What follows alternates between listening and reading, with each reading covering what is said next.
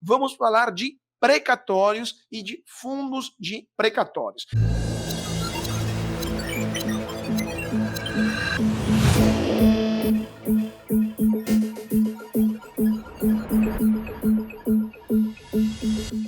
Olá, olá, boa tarde a todos e bem-vindos a mais um vídeo do canal da Suno Research. Eu sou Carlo Cauti, sou editor do portal Suno Notícias e estamos aqui para falar hoje de um assunto que muita gente me perguntou nas últimas semanas. Estou vendo que tem um grande interesse sobre o assunto.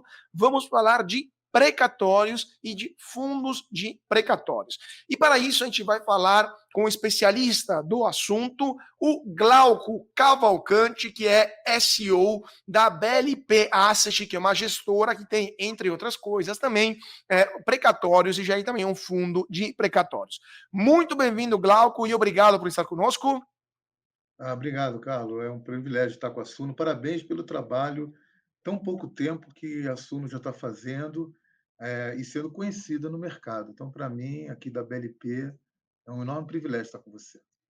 Prazer todo nosso e, mais uma vez, muito, muito obrigado por ter nos dedicado um pouco aqui do seu tempo, que a gente sabe que sua agenda está sempre muito cheia. Então, vamos direto ao ponto, vamos falar, então, de precatório, mas antes vamos falar um pouco da BLP, né? BLP Asset. Conta um pouco para nós o que essa gestora é e o que a gestora faz também. Carlos, basicamente a BLP é uma gestora fundada por ex-executivos egressos do antigo Banco Garantia e Banco Credit Suisse. Então, em 2010, esses executivos saíram do banco. Eu fui responsável pela parte de gestão de fundos durante muitos anos, eu fiquei 21 anos no Garantia Credit Suisse, e nós saímos do banco para montar nossa própria gestora. E eu gosto de dizer que a BLP é uma gestora que foi criada bottom-up, e não top-down. Bottom-up, que é o seguinte: primeiro, o produto. Então, o que a gente tem de produto para fazer? Nós somos uma gestora independente, a gestora é nossa, não estamos ligados a nenhum banco, a nenhuma distribuidora, a ninguém. E se a gente tiver bons produtos, vamos colocando os bons produtos no mercado. Então, a BLP são 4 caixinhas, são 4 áreas. A primeira é Distress, que na verdade já está aqui na posição embaixo, BLP Distress. Em 2012 a gente descobriu mais ou menos o mercado de Distress. Então, são fundos que a gente compra dívidas de empresas que estão inadimplentes para tentar recuperar esse valor. Depois disso, a gente conseguiu montar, em 2015, a gente começou a aprender um pouco sobre precatórios e fizemos a divisão da BLP Créditos Judiciais.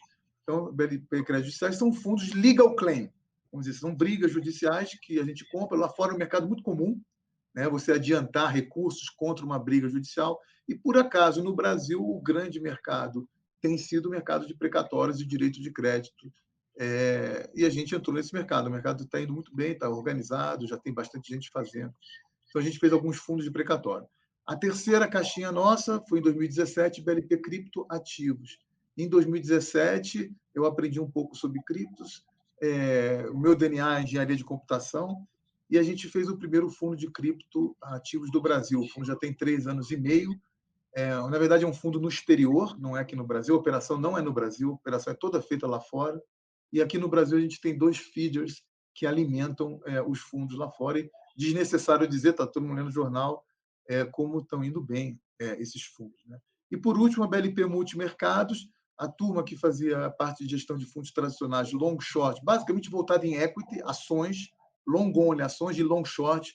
É uma turma que está fazendo esse tipo de gestão lá comigo, com o Inácio Poncheiro. É isso, essa é a BLP. Esses são os nossos fundos, basicamente.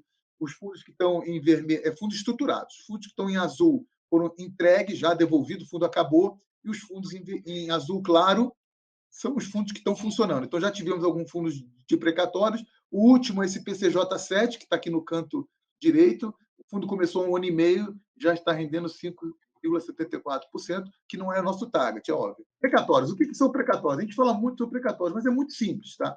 Precatórios são dívidas contra os entes federativos. Então, você sofreu uma desapropriação, você é funcionário público e vai processar o seu patrão. Então, é um processo judicial normal, como todo que a gente conhece, que, por acaso, a parte passiva, o requerido, ou é a União, o governo federal, ou é algum dos estados da União, ou são alguns dos 5.800 e tantos municípios que estão aí. Então, são as 3 esferas administrativas. Tá? Os precatórios podem ser alimentares, no caso, por exemplo, de funcionários públicos, que, aliás, 90% dos precatórios, não do valor financeiro, tá? Do número de precatórios, são funcionários públicos. Ou eles podem ser não alimentares. Tá? Basicamente, e o que são direitos de crédito? Direito de crédito é antes de virar um precatório. Tá? Então, quando virou um precatório, é o seguinte: o governo federal desapropriou a fazenda do Carlo, já concluiu que a fazenda valia R$ 1 milhão e o governo federal está devendo para o Carlo R$ 1 milhão. Acabou. Acabou o assunto, vai ter que pagar de alguma forma, eu vou mostrar como funciona isso. O direito de crédito é o pré-precatório. Ainda não é um precatório, está quase lá, está virando precatório. A gente já sabe que o Carlo, no caso do exemplo aqui, foi expropriado da terra dele, ou que o Carlo é funcionário público e a União deve para ele, está apenas fazendo as contas de quanto é o valor. Então, antes de virar um precatório, já é um direito de crédito, mas ainda não sabe exatamente qual o valor, muito menos quando vai ser pago. Então, o nosso fundo, ele compra tanto precatórios, já listados, já fixos, como também direito de crédito, o que ainda está na briga, o que ainda não foi comprovado o valor, mas eu já sei que existe o crédito. Obviamente, os preços são diferentes, já podem ter uma noção disso. Um precatório não é uma LFT, gente, não é um CDB, que eu ganhei e recebo, tá? Tem toda uma burocracia. Então, às vezes, a gente recebe a boa notícia: olha, nosso precatório vai ser pago. Quando? Daqui a 6 meses. Você tem que passar pela Caixa Econômica, pelo Banco do Brasil, aí você tem que provar que o fundo é dono do precatório. Então, leva um tempo. Normalmente, por exemplo, os precatórios começam a ser pagos em junho de cada ano, maio, junho de cada ano, e eu recebo isso em agosto, novembro. Eu tenho um precatório ainda de 2021 que eu não recebi ainda. Está parado lá no Banco do Brasil. Mas tudo bem, mas eu vou receber. Tá?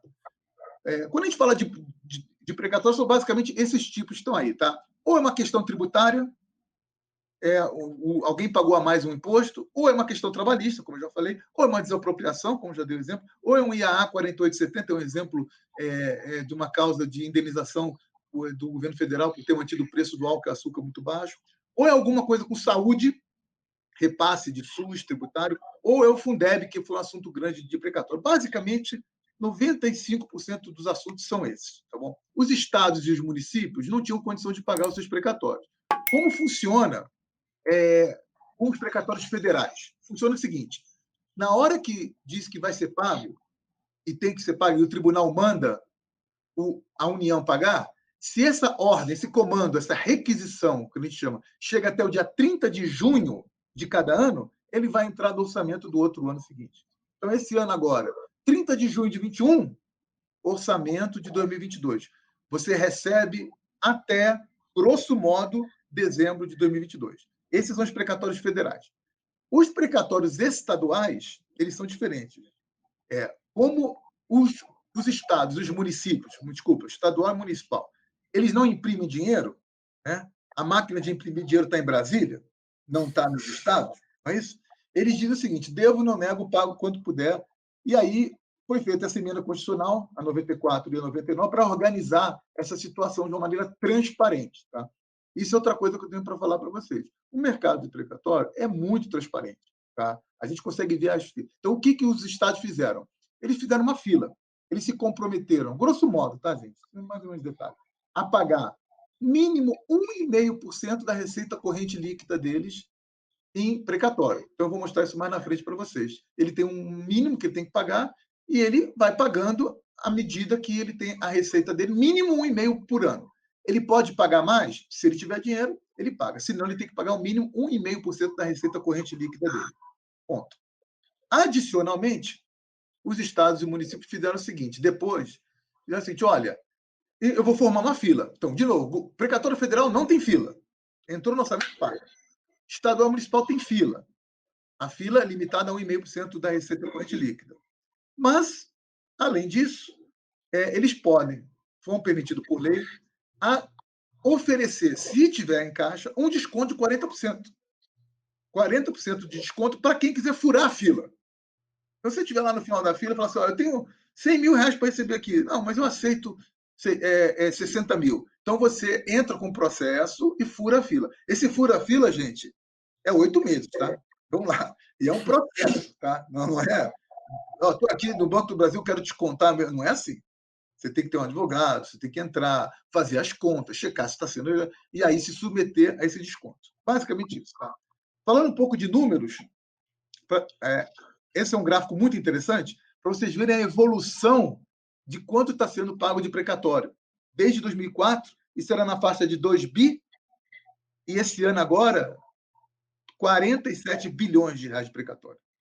Tá? 47 bilhões. Então, é um mercado que veio crescendo de pagamento. Aí você fala, meu Deus do céu, Glauco, o país vai quebrar. Meu Deus do céu, vai dar tudo errado. Ok. Esses números estão chamando a atenção. Tanto que ano passado teve aquela discussão, e foi o Covid, seguros precatórios, não segura tal. Enfim, o que eu tenho a dizer para vocês é o seguinte, na verdade, gente, esses são passivos, são contingências que a União, ou no caso aqui a União, que está na tela, né? Mas vamos generalizar, foram gerando ao longo dos tempos, ao longo do passado. Isso está sendo pago agora. Não é que eles estão gerando mais passivos ainda. A impressão que eu tenho, que nós temos aqui na BLP, é o seguinte: isso vai ser pago, vai levar tempo, mas, assim, à medida que o tempo passa, isso vai diminuir. Porque as coisas estão mais. Tem muita coisa, gente, de inflação, salários, coisa que não tem mais. Plano Collor, plano disso, plano daquilo, desapropriações mal feitas, coisas não. Ou seja, coisas foram geradas lá para trás. A má notícia é que a conta está chegando para o governo, para todos nós, né? Na verdade, quem paga somos nós, é o Tesouro, somos nós. Né? A má notícia é essa, mas a boa notícia é que minha impressão, aqui a gente acha que isso vai diminuir uma hora. Tá? Esses são os precatórios federais, só para você dar uma ordem de grandeza. Tá? Esse aqui é um mapa do Brasil, obviamente, todo mundo conhece. Tá? E aqui eu tenho, não é um slide muito bonito, mas aqui na cor não ficou bom, mas enfim, do claro para o escuro é o anos de atraso. Então vamos lá, São Paulo, também São Paulo, está vendo a cor escura ali, São Paulo. São Paulo está pagando esse ano 2004, 2005. Precatórios que entraram na fila em 2005. Nós estamos recebendo agora, 15 anos depois. Tá? Amazonas, está clarinho. Tocantins, está clarinho. Maranhão, vai ficando mais claro. Rio Grande do Sul, Paraná, ó, como está escuro. Tá? Então, esses são as filas dos estados. Então, quando a gente compra um precatório federal, é mais simples, já expliquei para você. Né? Quando eu compro um direito de crédito, é mais complexo, federal. Quando ele vai virar. Agora, no caso dos estaduais, quando eu compro, eu tenho a primeira pergunta: quem é o Estado? Né? Como é que está a fila do Estado? Como está a dinâmica da receita líquida do Estado? Isso tudo o fundo tem que analisar para fazer a sua estimativa de quanto vai pagar e a expectativa de recebimento. Todos os estados têm negociação. Todos. Municípios também, menos, mas todos os estados têm mercado. Um mercado esse. Fila do Maranhão, 2004. Fila do Ceará, quanto é que está? Eu pago tanto. Então, existe um mercado que ainda está se organizando, mas é relativamente organizado. Tá? Esse é o valor dos estoques pelos estados da federação. Obviamente, São Paulo está encabeçando aí, né? São Paulo são 27 bi de dívida, né? Grosso modo. Essa é a dívida toda, é o estoque, gente. É o estoque, não é quanto ele paga por ano. Então, o estado de São Paulo deve 27 bi de precatórios. Depois vem o Rio Grande do Sul, o Paraná, o Distrito Federal, que também é um estado, o Rio de Janeiro, bem-vindo. E aí você vai descendo, obviamente, esse aqui é o PIB, né? Não precisa falar muito, né? Mais ou menos os precatórios estão ligados ao tamanho dos estados, não é isso? Esses são os estados. Aqui eu explico um pouco o que é a dívida consolidada e dívida líquida. É o seguinte: a dívida consolidada não pode ser maior do que 200% da receita líquida, tá bom? Para estados, para municípios é 120%. Ou seja, você não pode dever mais do que o dobro da sua receita corrente líquida. Essa é uma condição. Com as contas sustentáveis, no caso. Exato, né? Solvente, sustentável. Boa, cara. Mais ou menos isso. Esse aqui é um gráfico dos estados, tá? Então vamos direto para quem descumpre. Rio de Janeiro, a minha terra, né? Pelo sotaque, tem algum sinalzinho só, apenas, né? Então, a minha terra, mas eu já saí do Rio há muitos anos, mas tudo, eu já tenho o green card paulista aqui. Mas, enfim, descumpre o Rio de Janeiro, né? E descumpre o Rio Grande do Sul. Eles devem acima de 200% da receita deles. Tá? E aqui tem os estados melhores ou piores. Tá? Tem estado de Espírito Santo, Mato Grosso, olha a situação deles. Bem melhor. Né? Mato Grosso do Sul, só 45%. Tá? Isso dá um grau de solvência. Então, a mensagem que eu quero transmitir para os investidores, para o pessoal da Suno, é um risco de crédito, tem uma análise de risco de crédito de cada estado. Aqui, quanto foi o superávit primário do estado de São Paulo ao longo do tempo, é uma coisa que a gente acompanha também. Aqui, a trajetória da dívida líquida. Ó, o estado, nem sempre o São Paulo cumpriu. 2003, 2004, não cumpriu. Não cumpriu, devia mais do que 200%. Então, o secretário de Estado tem que ficar de olho nisso daqui. E a gente, como credor do Estado de São Paulo também. Tá? Qual é o meu objetivo aqui? Não é transmitir para vocês, é que é uma coisa organizada e transparente. Tá? Então, não é que estou entrando no precatório, não sei o que está acontecendo. Não é, não. Sabe sim, o governo dá transparência. Todas as esferas do governo dão bastante transparência de tudo que está acontecendo. Tá? Então, você deve 27 bi o total de São Paulo. Até 2007, lembrando, está pagando 2004 agora, 2005, deve 8 bi, e aqui ano a ano. E se você quiser entrar no analítico, ou seja, ver precatório por precatório, em que lugar da fila ele está, qual é o número dele, totalmente transparente. Tá? Isso é uma coisa boa, que dá transparência para o mercado, dá transparência para os governos e para o cidadão. Aqui é uma conta meio simples que você faz, quantos anos ele vai demorar para pagar. Então, São Paulo aqui demoraria 12 anos para pagar. E aqui, assim, é um gráfico, é um slide meio simples que eu fiz, que eu acho muito interessante para explicar como funciona o mercado de precatórios. Tá? Então, todo mundo já entendeu mais ou menos que eu tenho precatórios federais e direito de crédito federais, e eu tenho os estaduais e municipais. Tanto o precatório como o direito de crédito estadual e federal. Viu? Você pode negociar uma coisa que nem virou precatório ainda. Estadual e municipal também. Tá? É menos comum, mas acontece. Mas o mercado, acho que quem trabalha nesse mercado, quem opera nesse mercado, tem que olhar esses seis quadros aqui, essas 6 caixinhas. Primeiro ticket, até R$ 1 milhão, entre 1 e 10, entre 10 e 100, maior que 100. Ou seja, isso interfere no preço. Quanto mais baixo o precatório, mais fácil de você comprar ele, mais simples, provavelmente, então ele vale mais. Precatório muito grande, vale menos, tá? Grosso modo. Formato do negócio. Ou você paga à vista, então o Carlos quer me vender o precatório dele, paga à vista e pronto. Ou, se tiver uma incerteza muito grande do tempo, se for um direito de crédito, que eu não sei exatamente quanto eu posso dar uma entrada para o Carlos, falo, Carlos, te dou uma entrada aqui de tanto, à medida que eu for recebendo, ao longo do tempo, se eu receber, a gente faz uma cascata. Se eu receber em 3 anos, eu pago tanto. Se eu receber em 4, eu pago tanto. Então, é uma entrada com earn-out, que a gente chama. Embaixo é mais ou menos a mesma coisa. Eu não vou entrar nesse detalhe, mas você coloca uma taxa de juros ao longo do tempo. Então, são 2 formas de negócio. À vista ou a prazo, né? Vamos dizer assim. Né? Originação. Como é que a gente acha os precatórios para o nosso fundo? A gente vai na LOA, na Lei de Orçamento Anual, está tudo lá. Você pesquisa, vê quem são os caras e liga. Quer um direito precatório? Simples assim. Tá?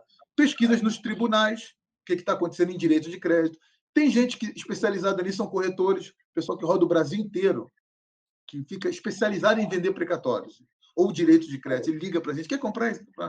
Relacionamento com advogados, porque, como eu falei, não sei se vocês lembram, tudo tem os advogados envolvidos, os advogados que representam a parte contra a União, Estados e municípios. E os advogados têm os seus clientes, eles chegam para o cliente e falam, você quer vender seu precatório, quer fazer... Inclusive, eles vendem os próprios honorários. É muito comum. Tá? E relacionamento com empresas. Muitas empresas têm precatório nos seus balanços. Né? Exportadoras, siderúrgicas, por N motivos. E as empresas fazem negócio com isso. Tá? Os preços oscilam, a gente tem um foco entre 20% e 30% ao ano, que é o retorno. Isso aqui já está ultrapassado um pouco, porque como os juros caíram tanto e o mercado está mais organizado, mais competitivo, que é bom, os retornos diminuíram muito. Tá? Muito não, diminuíram. Então, quem compra precatório para dobrar o valor, não é verdade. Tá? Os retornos diminuíram. Cedente, você tem 2 tipos de cedente, ou é o indenizado ou é o advogado, como eu falei para você, ou uma combinação dos dois, ou o Carlos me vende o direito dele e o advogado dele tem 10% às vezes, também pode me vender. E, por último, como é que eu precifico o risco, Carlos? Como é que quando eu vou comprar, eu olho essas 5 coisas. Quem é o ente federado? né? Dá para ver os melhores estados, eu pago mais. Né? Piores estados, paga menos. Né? Quem é o cedente, o carro. Aí é como se fosse, quando você compra um apartamento, compra um imóvel, você não tem que puxar as certidões do sujeito. Então, será que o Carlos está com a certidão certinha, está em dia, direitinho? Tem que checar isso tudo, tem custo. Tem que fazer uma due diligence no cedente. Tá? O tamanho do ticket, que eu já falei para vocês. A coisa tem que estar julgada. Isso é importante. Lembra que eu falei para vocês? O fundo só compra, não é uma briga judicial. O fundo compra se o direito já existir. Então é o seguinte: o cara produziu cana, vendeu abaixo do preço, confirmou, ótimo. Ele tem direito. Agora, quanto eu não sei. Quanto foi de cana que ele produziu? Qual foi o prejuízo que a União deu para ele? Isso é outro problema. Então, mas a coisa tem que estar julgada. Se não tiver julgada, não entra. E a forma de cálculo? As formas de cálculos no judiciário não são triviais. Tá? Tem indexadores diferentes, os juros são simples, não é trivial. Então, você tem que ver a complexidade disso. Isso é o mercado de precatórios, como ele é negociado. Tá? Aqui tem um pouco de workflow, não vou falar muito disso, mas a gente prospecta, a gente analisa. Por exemplo, vocês terem uma ideia, nosso fundo está com 49 precatórios e direitos de crédito, né? E eu já analisei 250. Então, é mais ou menos 240. Isso que eu fui a fundo para analisar, tá? Então, tem mais ou menos 50, 1 para 5. Tá? Isso fora o que me passa todos os dias aqui. Entendeu? Depois de comprado o precatório, é feito os contratos, né? Você assina o contrato, como se fosse uma escritura de compra e venda de um imóvel, você vendeu o seu direito, aí eu vou habilitar, judicialmente, eu vou lá no tribunal e dizer, olha, o dono do precatório não é mais o Carlos. O dono do precatório agora é o FIDIC BLP PCJ 7. Perfeitamente. Depois eu vou fazer o acompanhamento e vou levantar isso. Essa parte que não é eletrônica, eu já falei isso para vocês no começo. Tá? No momento que eu tenho a boa notícia que eu vou levantar o precatório, até eu levantar, vou levar 6 meses, até mais. Tá? Esse é o nosso fundo, é um fundo de 3 anos. É um fundo, Carlos, como a gente falou, para investidores profissionais. Tá? O mínimo de subscrição é 100 mil. Por que é investidor profissional? Porque é ICVM 444. Então, exige que seja investidor profissional. Como funciona o fundo? Eu tenho 3 anos para investir. Então, eu posso comprar ativos em 3 anos. Aí eu paro. Passou 3 anos, eu paro de investir e vou desinvestindo. Todo o dinheiro que volta, eu vou distribuindo para os investidores. O fundo está com 1 ano e meio, eu já comprei todos os ativos, todos 100 milhões, tudo bem. Já recebi precatórios e com esse dinheiro eu estou comprando de novo. Mas em 3 anos eu preciso parar de comprar. Tá? Parar de comprar ou parar de receber também? Ou seja, só 3 anos de compras e aí você espera que os últimos precatórios sejam entregues, depois se devolve e fecha o fundo, ou 3 anos? Isso. Então, no total é prazo de desenvolvimento. Então, tipo, é 3 mais 7, 10 anos. Não. 3 mais 4, desculpa. 3 mais 4, perfeito. Perfeito, tá. Agora, bom, isso aqui eu já falei, critério de elegibilidade.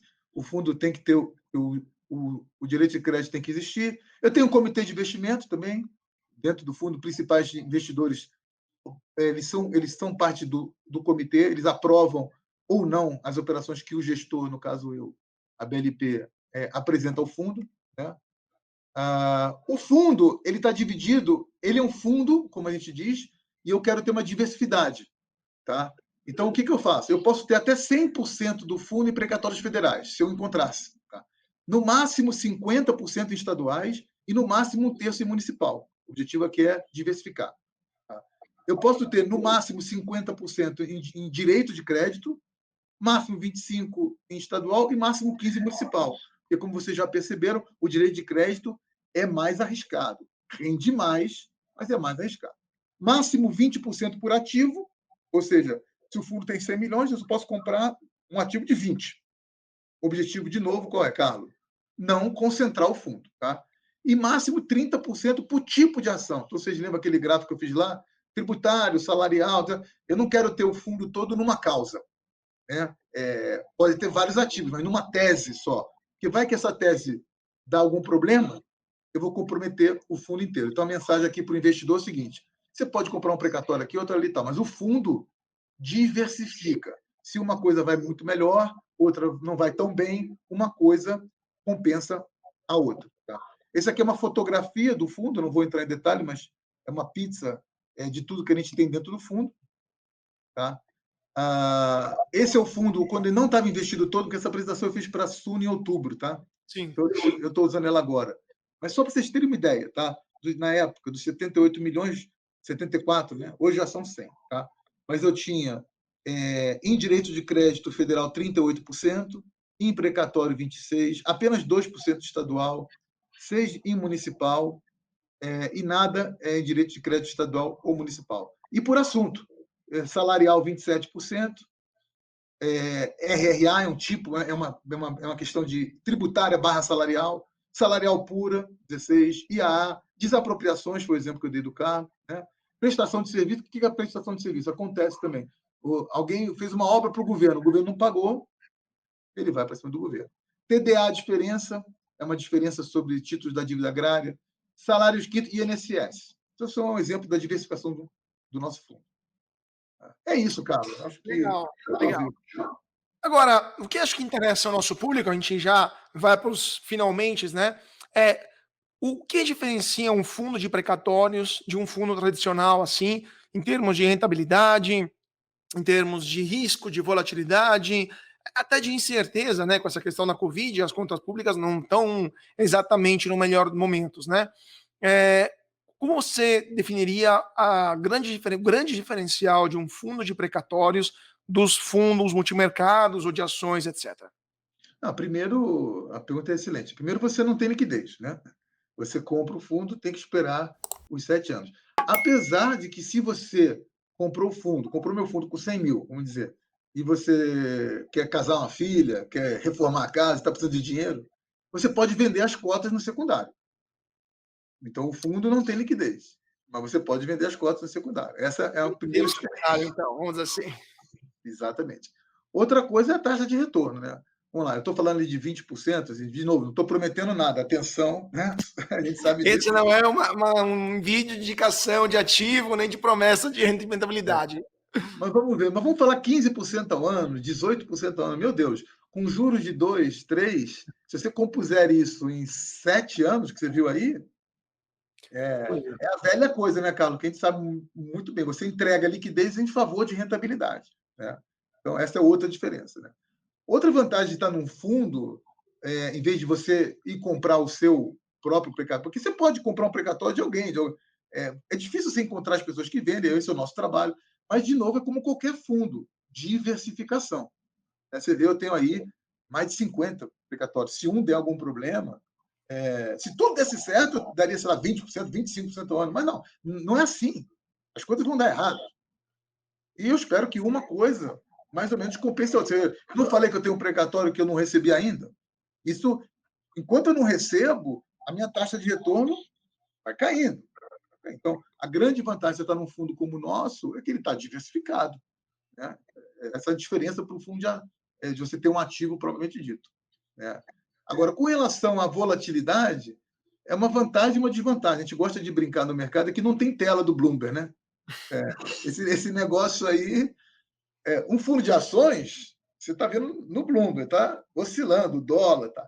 Aqui não, aqui esses fundos esses ativos eles são marcados na curva, eu corrijo ele pela taxa de rendimento, ele mais ou menos vai andar. Se houver algum evento, o auditor me obriga a marcar, fala assim, não, mas Glauco, isso aqui vai pagar semana que vem? Já está no orçamento?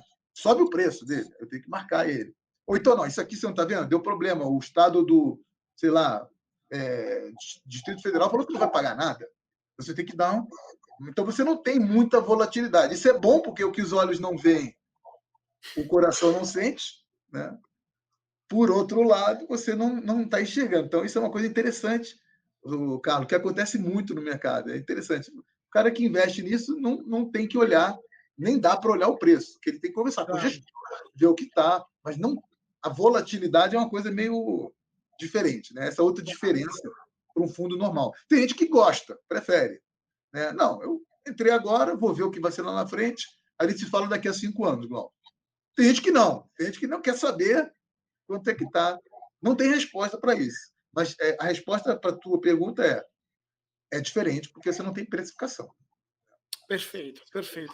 Agora, última pergunta, Glauco. A gente viu no passado, como também você lembrou, que o governo federal tentou, vou usar um termo forte, meter a mão no precatório para financiar as despesas correntes que foram criadas, foram geradas por causa da emergência do coronavírus. Obviamente, teve uma levantada de escudos contra essa tentativa que acabou no nada, mas a vontade, né, do governo teve. E do governos estaduais e municipais, acredito que tenha a mesma vontade de achar recurso fácil, imediato e também identificável, né, rapidamente identificável, ou seja, os precatórios também estaduais e municipais. Agora, o que você acha vai acontecer nesse ano e nos próximos anos? Qual é a previsão, né, da BLP no caso dos precatórios federal, municipal, estadual? Federal, desculpa, federal, estadual e municipal. É, vai ter tem um risco que algum estado ou município, a própria federação, a própria União, tentem de novo meter a mão no precatório, tentem postergar ainda mais os pagamentos, tentem fazer alguma coisa para reduzir o valor, né, o volume do pagamento para usar esse dinheiro para financiar as contas públicas, ou é algo que não passaria por nenhum tribunal, né, especialmente pelo STF, no caso da União? Não, eu acho assim, é muito. A tua pergunta é excepcional, tá? E ela é importantíssima para o nosso mercado. Quando veio a crise, né? Quando veio o Covid em março, abril, os investidores ficaram enlouquecidos, né? Porque realmente foi um evento Black Swan, né?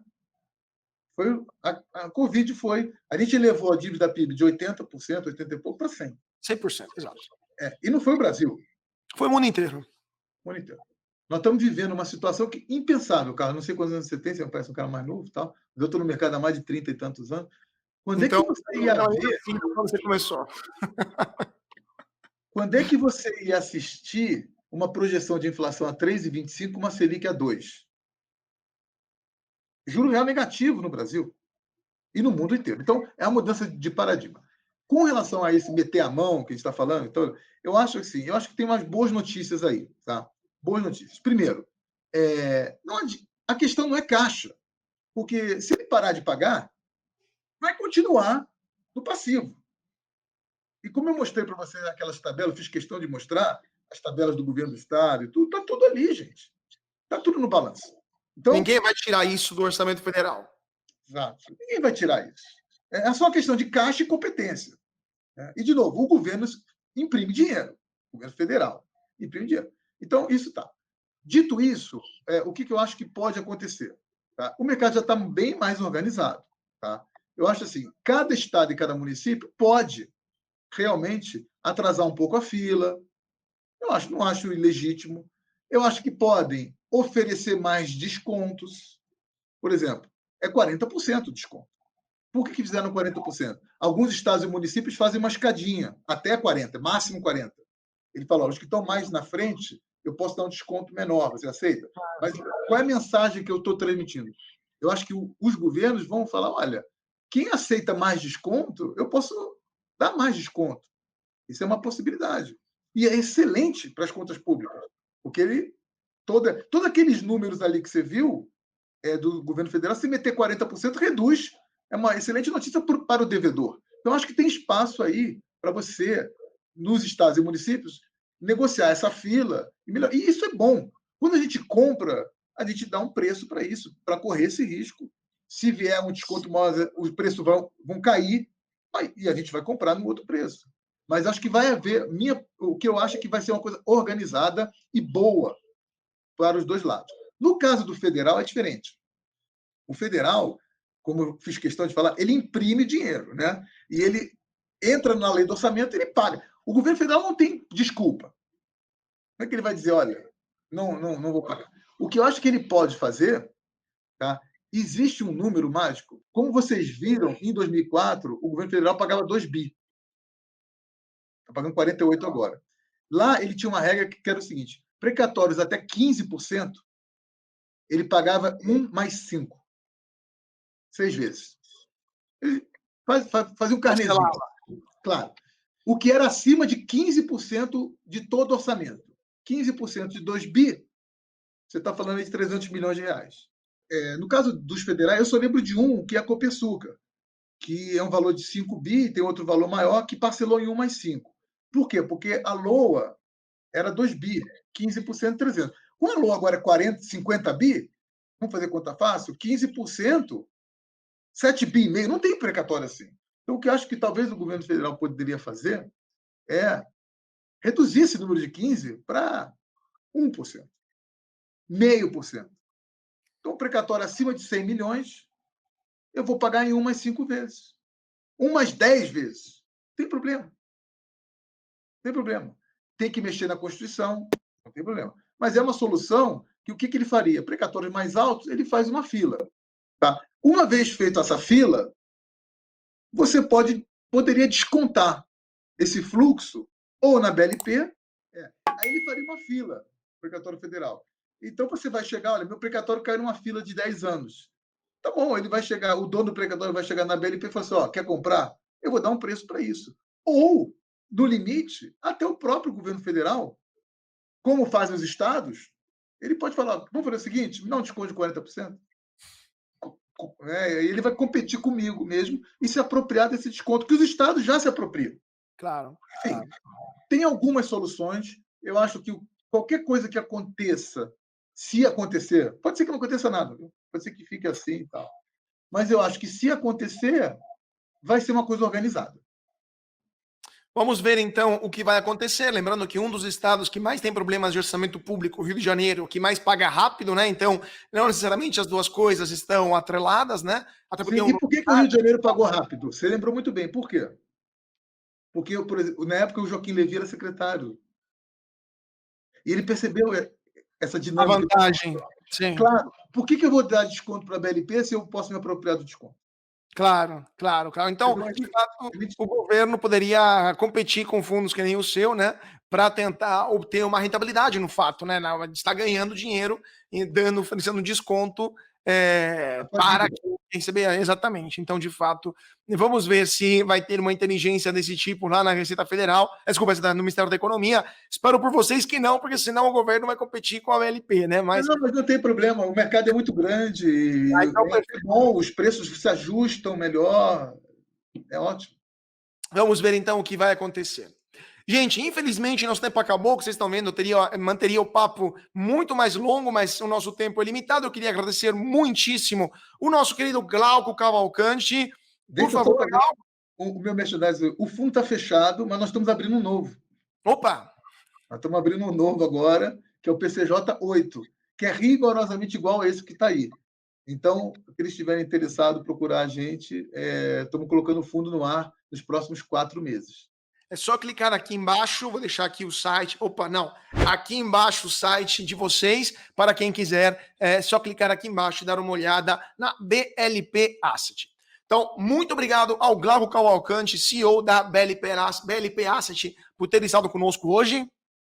Legal, Carlos. Obrigado pela oportunidade. Estamos à disposição da Suno. Foi um prazer, muito obrigado. E muito obrigado a você que está seguindo a gente aqui no YouTube e nas redes sociais. Deixa seu like maroto aqui embaixo, que ajuda muito o nosso trabalho. Deixa seu comentário também. Se você gostou desse vídeo, compartilhe também o vídeo e siga a gente nas redes sociais, no Twitter, no Facebook, no Instagram, no YouTube, nosso podcast, que todo dia sai do forno e vai direto para a sua plataforma iOS ou Android. E nosso site, sunoresearch.com.br/notícias, para ficar sempre atualizado sobre todas as informações que movimentam o mercado de capitais. Mais uma vez, muito obrigado ao Glauco, muito obrigado a todo mundo e até mais.